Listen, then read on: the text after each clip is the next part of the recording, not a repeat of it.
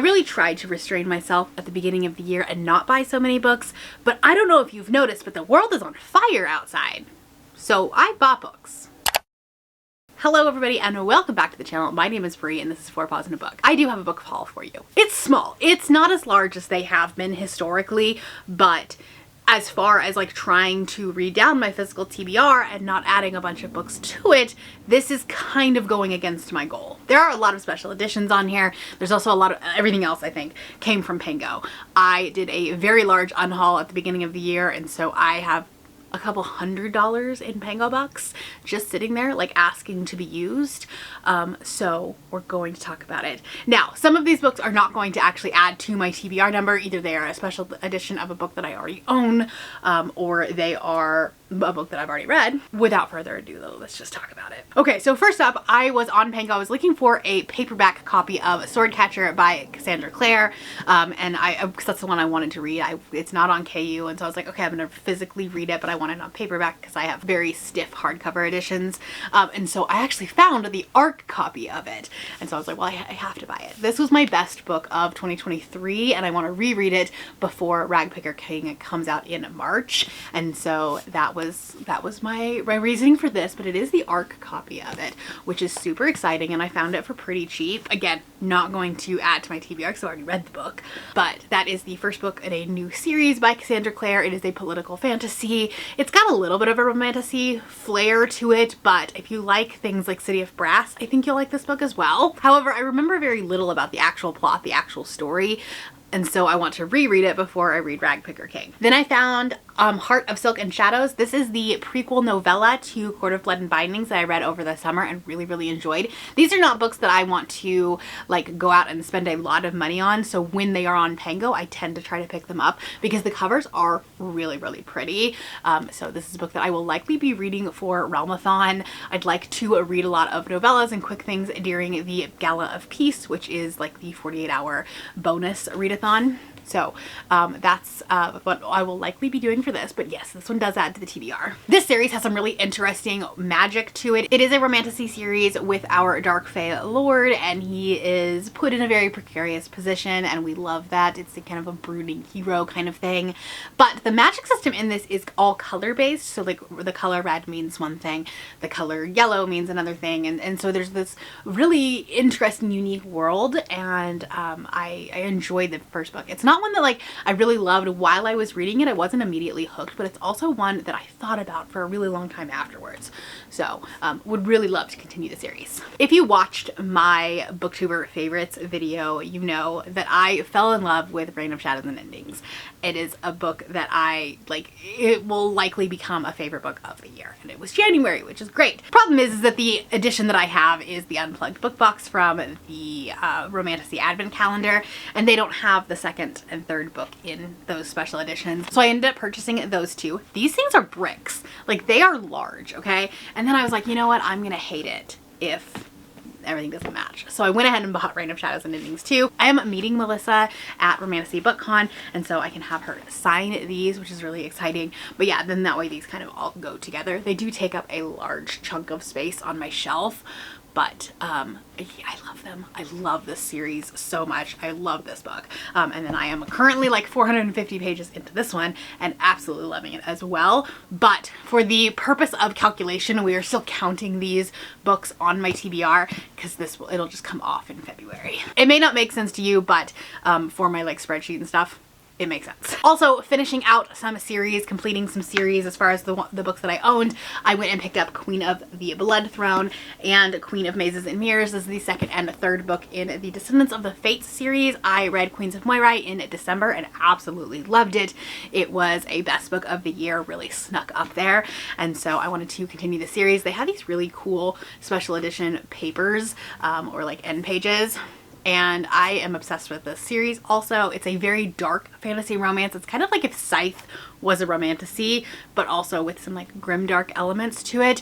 And this is on my TBR for February, so I'm hoping to get to it, but we will see. My pre-order for the Illumicrate edition of Iron Widow and Heavenly Tyrant came in, and so these are absolutely stunning stunning. I actually unboxed them in my Should I Stamp It video, which is all about special editions and trying to read down those. So this one I have read, this one I have not. However, it's already in my 2024 TBR number. So we're not adding it again to this. And what I think I will end up doing with these is probably unhauling my like normal series, just because these are the same cover. If they were a separate cover, maybe I would try to keep them both, but there's no point in keeping two books that look the same until you like look at the pages, if that makes sense. This is a like higher young adult, like new adult almost, sci-fi dystopian story. It's like a sci fantasy, and it has been a very long time since I've read this book, so I will likely reread it once I get to them. We'll see when that is. I don't have any like immediate plans for it,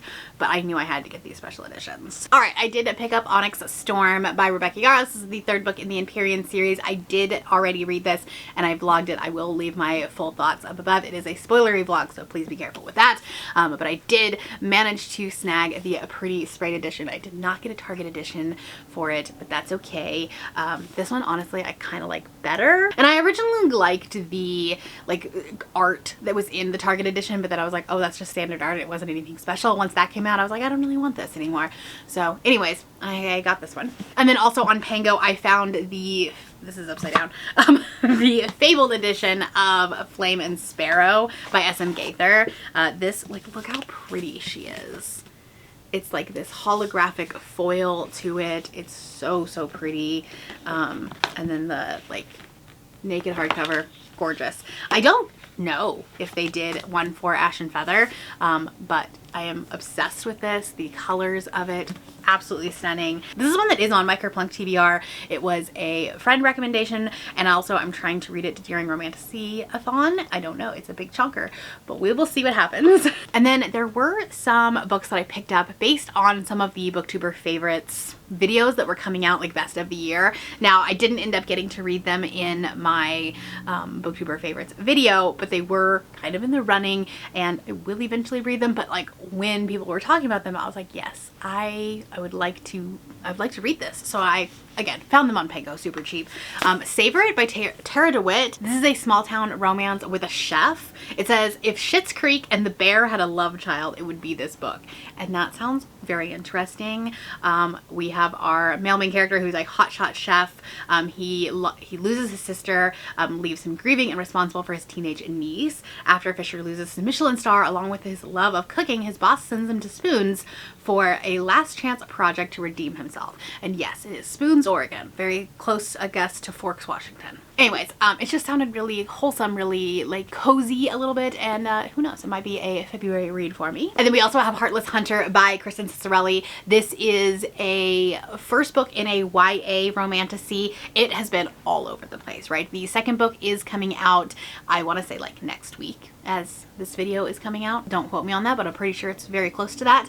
And this is about a witch and a witch hunter, and it's kind of like, it ends up kind of being this romantasy version of fake dating, because they have to kind of lie about who they are, and they're like, you know, hiding their real identity. And I've heard the banter is amazing in this book. So I know everyone is going to be reading the sequel, and so I'm probably gonna have FOMO, and this one will probably be read sooner rather than later. And then we also have Swift and Saddled by Lila Sage. This is the second book following Done and Dusted. Okay, here's the thing. I read Done and Dusted over the summer and didn't love it. I gave it like 3.5 stars. I liked the ADHD representation in it, but it just didn't hook me the way that I was hoping that it would.